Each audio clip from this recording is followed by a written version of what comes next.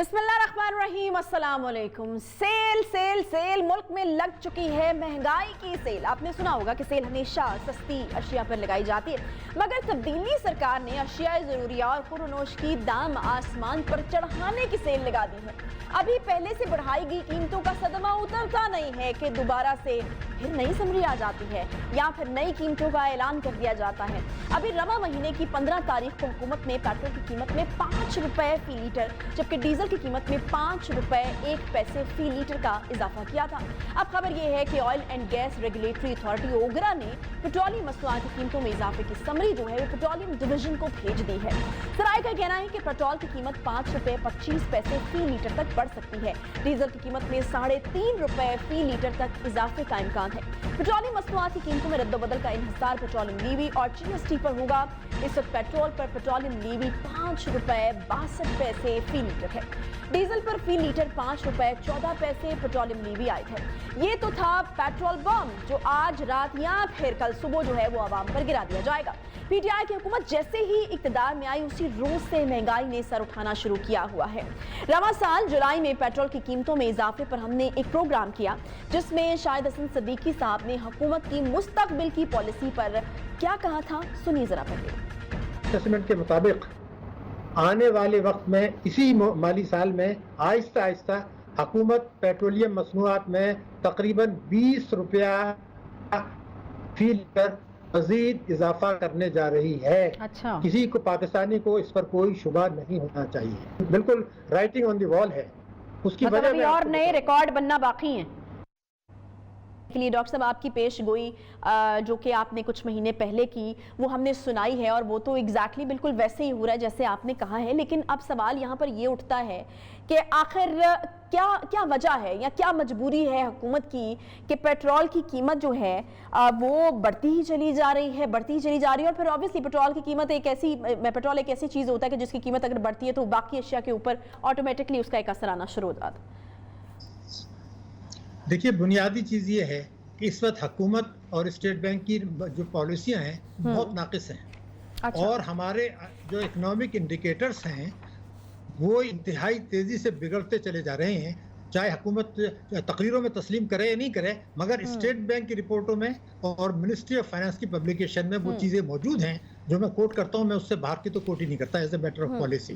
वो बहुत तेज़ी से नीचे जा रहे हैं। अच्छा। और तीसरी बात यह कि ये जो माली साल है इसमें इतने ज़बरदस्त चैलेंजेस और इतने ज़बरदस्त खतरात हैं हमें, जिसका सोचते हैं तो फिर आदमी का रूह कांप जाती है कि हमें हो क्या रहा है। अगर मैं आपको सिर्फ मुख्तसरन एक बात ये बताऊं कि जब 2018 का जो इनके विरसे में मिला था उसको कहते हैं मईशत दिवालिया थी और मईशत तबाह व बर्बाद थी और हम उसको ठीक करने में लगे हैं। अगर मैं ये कहूँ कि जो आदाद शुमार और प्रोजेक्शन हुकूमत और स्टेट बैंक के हैं और जो नज़र आ रहे हैं तो 2018 में जो चीजें थी कम से कम 12 उससे नीचे चली गई हैं, एटलीस्ट 12। मैं आपको गिनवाने की कोशिश करता हूँ। शरह नमू उस वक्त थी 5.5%।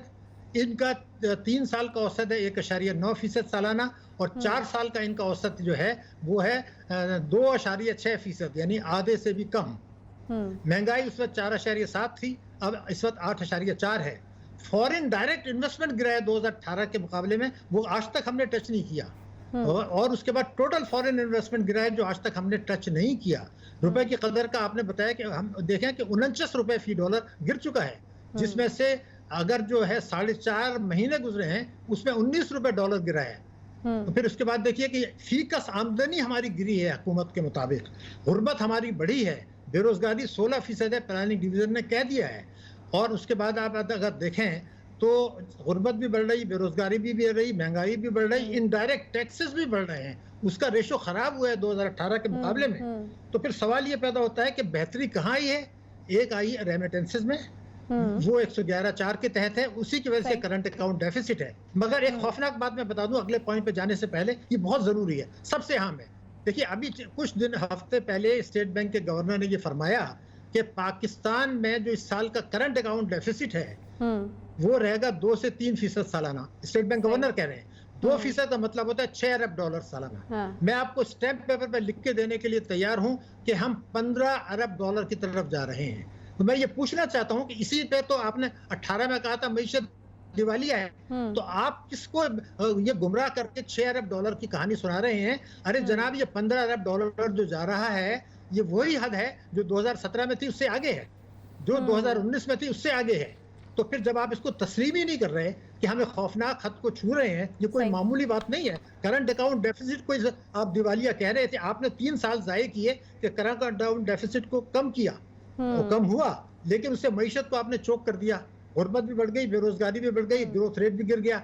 लेकिन अभी वो मईशत को नुकसान तो हो गया, लेकिन इसी साल आपको 15 अरब डॉलर जा रहा है। तो माशी पॉलिसियों की नाकामी, इसको आप पिछली हुकूमत में कैसे डाल सकते हैं? अगर 4.5 महीने में रिजर्व आपके रुपया गिर रहा है, करंट अकाउंट डेफिसिट आसमान को जा रहा है, फीकस आमदनी गिरी है, गुर्बत बढ़ी है, ये हुकूमत एडमिट कर रही है, बेरोजगारी बढ़ी है, तो और कर्जे आपको पता है कि तारीखी रफ्तार से बढ़े हैं, बैरूनी कर्जे बढ़े हैं कुछ 27.2 अरब डॉलर, यानी 9 अरब डॉलर सालाना। तो पिछली हुकूमत के दौर में जब पावर प्रोजेक्ट्स वगैरह लगे थे, वो 7 अरब डॉलर से कम थे। तो ये जो अब बढ़ रहे हैं, और 18,000 अरब रुपए के हमारे टोटल कर्जे बढ़ गए, 18,000 अरब रुपए के। तो 30 जून 2013 को हमारा जो मुल्क में 66 साल हो गए थे आज़ादी को, उस वक्त जो मजमूई कर्जे और जिम्मेदारियां थी वो 16,000 अरब रुपए थी। यानी 66 सालों में जो कर्जे हमने इकट्ठे किए थे, उससे ज्यादा आपने इकट्ठे कर लिए। तो 12 इंडिकेटर्स अगर खराब हैं 18 के मुकाबले में, तो फिर जिम्मेदारी किसकी है? ये तो बड़ा वाज़ेह नजर आ रहा है। सही। डॉक्टर साहब, ये फिच रेटिंग्स जो हैं, ये भी कुछ इस तरह के इंडिकेशंस दे रही हैं कि 2022 में जो है वो डॉलर 180 तक जाएगा, यानी डॉलर ने अब नीचे नहीं आना, डॉलर अब ऊपर ही जाएगा। फिर एक वजह जो इसकी बयान की जाती है कि डॉलर क्यों इतना ऊपर जा रहा है, उस पर ये कहा जाता है कि अफगानिस्तान मुंतकली डॉलर की हुई है, जिसकी वजह से डॉलर इतना ऊपर गया है। तो क्या हकाइक हैं क्या इसके पस पर्दा? देखिए, अगर अपने आप को हम धोखा दें तो उसका तो कोई इलाज नहीं है। हमारा जो ज्यादा तेजी से गिरना शुरू हुआ है, आप रिपोर्ट देख लीजिए, वो हुआ है मिड मई से, यानी 7 मई या 10 मई से हमारा गिरना शुरू हुआ है। अफगानिस्तान का मसला कब हुआ है? तो वो जब 2 महीने गिरा था, उसका क्या लोगों को पहले से पता चल गया था कि ये होने वाला है? देखिए ना, ये बात करना बिल्कुल गलत है। मैंने आपसे बताया कि आपका ये 2 महीने गुजरे हैं, इसमें तिजारती खजाना 7.3 अरब डॉलर रहा, जो पिछले साल के दुगने से ज्यादा है, दुगने से ज्यादा है। तो जब आपका तिजारती खसारा बेतहाशा बढ़ रहा है, ये क्यों बढ़ा ये भी मैं आपको बता दूं। इन्होंने क्या काम किया कि पहले एमनेस्टी दी कंस्ट्रक्शन के सेक्टर को, और कहा जी चोरी का पैसा लगा दें। तो सनती शोबे ने ये कहा कि जनाब वहाँ मुनाफा बढ़ गया है, हम भी सनतें बंद करके उधर जा रहे हैं, तो ये तो तबाही आ जाती। तो इन्होंने कहा हम आपको सस्ती शरह से कर्जे देते हैं, आपको मराद देते हैं, आप काम जारी रखें। जिसमें टेक्सटाइल पे तो कुछ काम हुआ, मगर ये जो 200-300 अरब रुपए उन्होंने एक्स्ट्रा ले लिए और उसको जनाब इंपोर्ट्स में और गाड़ियां खरीदने में लगा दिया। अब आपकी गाड़ियां इंपोर्टेड थी और आपने चीजें खरीदने शुरू कर दी, जखीरा अंदोजी भी शुरू हो गई, तो सस्ती शरह सूद पे आपने गैर जरूरी इंपोर्ट की, जिसकी वजह से आपका जो तिजारती खसारा जो मैंने आपको बताया बेतहाशा बढ़ गया, और 30 अरब डॉलर बढ़े हैं 14 महीने के अंदर। तो हमारी जो नाकिस मॉनेटरी पॉलिसी है, ये क्यों है ये मुझे समझ नहीं आता, लेकिन कभी कभी समझ में भी आ जाता है उसकी। अगर आप, मैंने इकोनॉमिक रीजंस तो बता दिए, अगर आप इजाजत दें तो एक बात बता दूं। जी जी। अमेरिका की सेनेट में 202 की कभी जो बिल प्रेजेंट हुआ है, उसमें 202 है सेक्शन, उसमें पाकिस्तान पर इतने जबरदस्त इल्जामात लगाए गए हैं, जैसे कि ऐसा खुदा न खास्ता लगता है कि वो हमारे ऊपर जो न्यू ग्रेड गेम के तहत सैंक्शन लगा रहे हैं। मगर एक जुमला आपको बिल्कुल, कल हमने शो में भी बात की थी डॉक्टर साहब इस हवाले से, और बड़ी तशवीशनाक बात है।